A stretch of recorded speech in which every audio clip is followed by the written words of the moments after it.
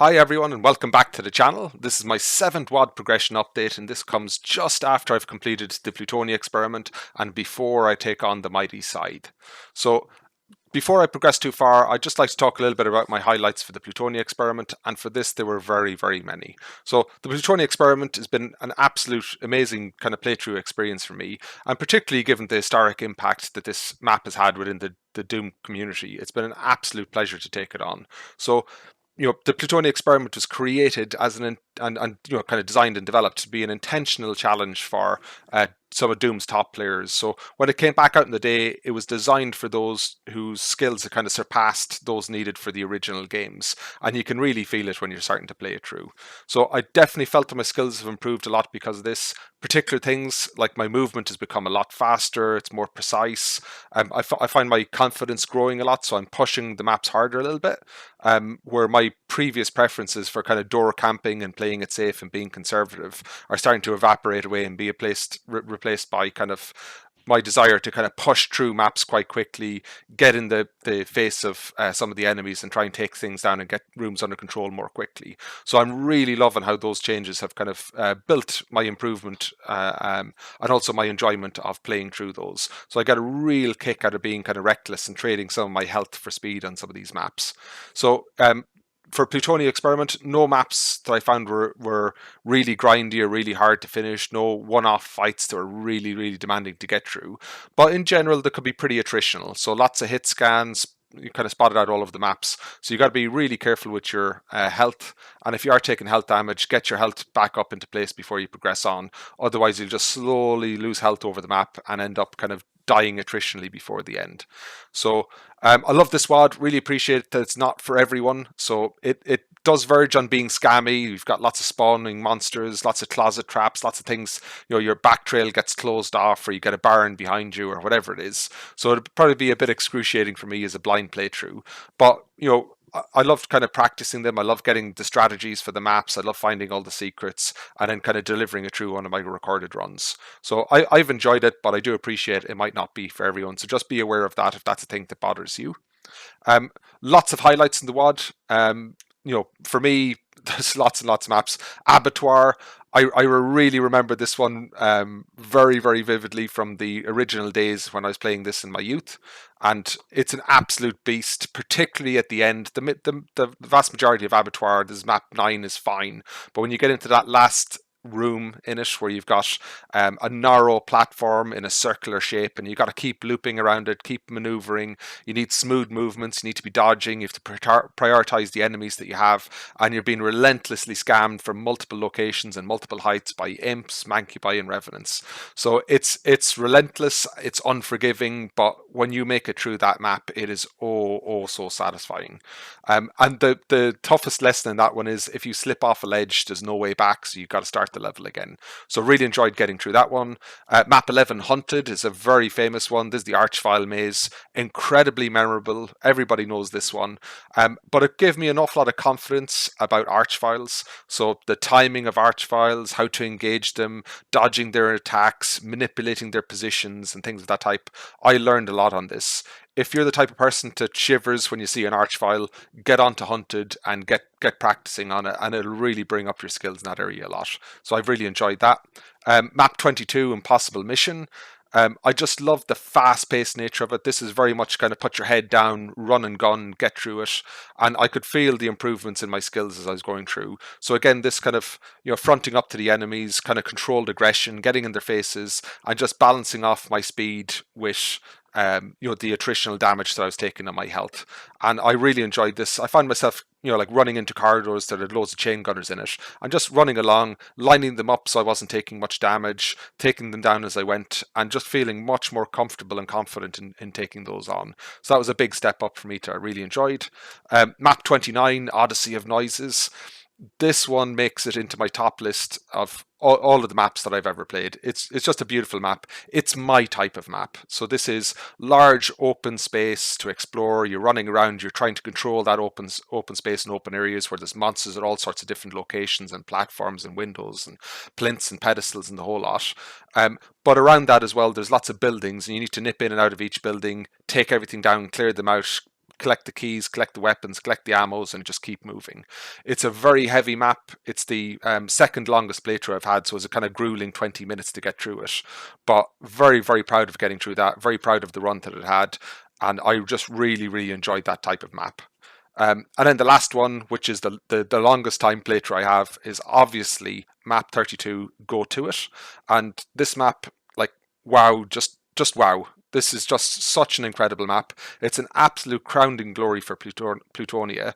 And it's an incredible slaughterfest of Doom's heaviest enemies. And if you look up the DoomWiki on this, the enemy count is just fascinating. 49 Revenants, 18 Barons, 26 Arachnotron, 28 Mancubi, 19 Archviles, a Spider Mastermind, and 13 Cyber Demons. So this map has got it all, and you've got to learn quickly, and you will learn on this. So I highly, highly recommend it. Big areas for me were managing larger hordes of kind of heavy monsters and manipulating them, manipulating infighting encounters, and in particularly dealing with large groups of cyber demons. So like strafing around 5 cyber demons at the same time, trying to take them down, trying to dodge the rockets that they're spewing everywhere, and also large hordes of kind of distant archviles where they're formed into groups and you've got to take them down, but you can't get that close to them. And that's a very different way of dealing with archviles. So an awful lot of fun on this one.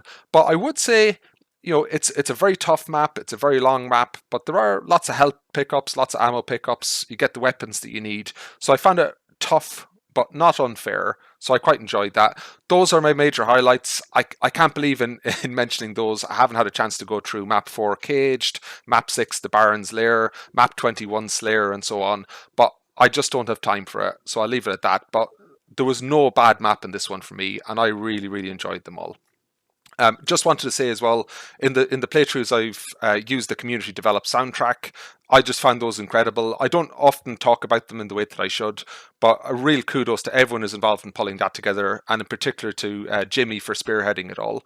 And it's just, for me, such an excellent and fitting tribute to such an impactful and amazing WAD. So thanks very, very much to everyone for that. Also, a shout out is due to the kind of community to develop the sprite fixes. So check those out too. These are the kind of cosmetic updates that were provided to tidy up the graphics for weapons and for enemy sprites. I've used those throughout as well and really appreciate all the efforts that have gone into those. So again, just to wrap up, what a pivotal WAD this is in the history of Doom. I highly recommend it to all Doomers. I think everybody who plays Doom should play the Plutonia Experiment at some stage. The maps were created by the brothers Dario and Milo Casali, who were very kind of prominent players and mappers in the early Doom scene.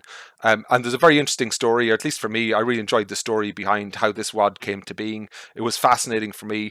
If you're interested in this, I highly recommend you watch Dario's nostalgic playthrough of the Plutonia Experiment, where he discusses how all this came to being, the considerations for it, their design strategies, and how he balanced out some of this with Milo to create the Plutonia Experiment. I found it fascinating. Highly recommend you have a look at it. As always, all the things I mention here, I will provide links in the description so you can kind of follow up on anything that was of particular interest to you. This is my snapshot that tracks my progress as I work through all of these WADs, and you can see that I've updated it to provide a tick mark against the Plutonia Experiment, indicating that that WAD has now been completed. I provided a target or a bullseye against Scythe, indicating that that is the current WAD that I've just started playing through, and I've put a question mark against Rush, indicating that I'm expecting to play Rush next once I've completed my playthrough of Scythe. So I've really, really been looking forward to this one. So let's hop to the DoomWiki to see what it says. And we can see in this that Scythe is a 32 map megawad, which was released by Erik Alm in 2003. And this is a very famous and historic map set within the Doom community, and I think it's particularly famous for having fast, punchy maps to play through. And although I've never played this or seen playthroughs of it, just by reputation alone, I note that towards the end of this map set, particularly in the third episode, there's a fairly steep increase in the difficulty curve here, where some of these maps get particularly challenging. So, as I say, released in 2003, all of the maps by Erik Alm, with the exception of map 31, which was released by Kim Bach. There are sequels to this, so Scythe 2 and Scythe X, We'll get to Scythe 2, I think, later in our playthrough of WADs, but for now, let's focus on this one. And another key thing to note here is in 2003, this was voted number 3 in the top 100 WADs of all time. So if I scroll down a little bit here, we'll see the level structure. So we've got 3 episodes, first episode, second episode, and third episode, and we've got the 2 secret maps. So these are all of the maps that we're going to be playing through. So if I jump into my ugly Excel sheet to see what that looks like, we'll see the Plutonia Experiment here, and this is what we've all played through and completed. So we already have that on our channel. If I scroll down, we'll see Scythe is now entered here, but we're just starting the playthrough process for these. So as standard, we've got our WAD details here. We've got the software and settings we're using here, and we've got general channel tracking information here, just to keep track of what we're putting on our channel and what progress we're making with that. So if we look through the WAD details, nothing particularly exciting here. I'd say the main things are just have a look at the WADs I'm playing. So I'm using side WAD, which is obvious. I'm using the Sprite fixes WAD as well. And in addition to those, I've got the episode selection and level name WADs as well. So I've put those in here so you can see the level names on for instance, on the computer area map screen when I show that. So I'll have links to all of those in the descriptions of the playthroughs, but those will be all of the WADs that I'm playing as I work on my side playthrough. In addition to that, if you just look at the other WAD details, we can see nothing particularly jumps out in terms of the number of secrets on maps. They look pretty standard, nothing too heavy there.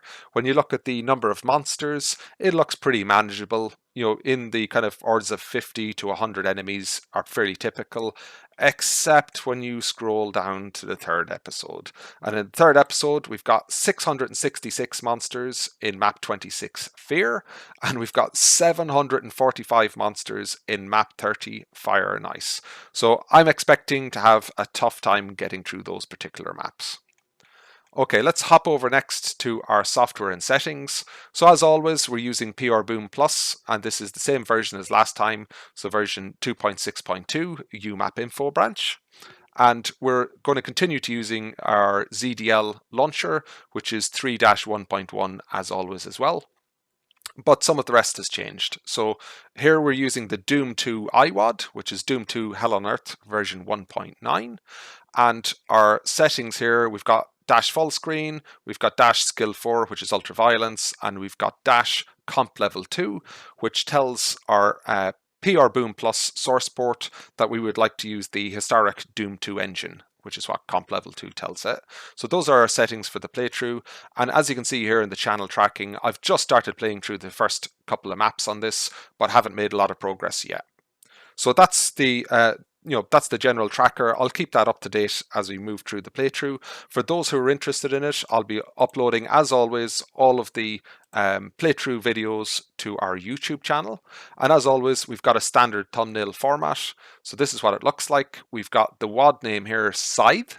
We've got the map ID, we've got the map name, and then over on the other side, we've got the Doom 2 logo, because this is a Doom 2 megawad, and we've got the Scythe logo just to provide a quick visual indicator to anybody who'd like to follow along these playthroughs that this is part of the Scythe playthrough.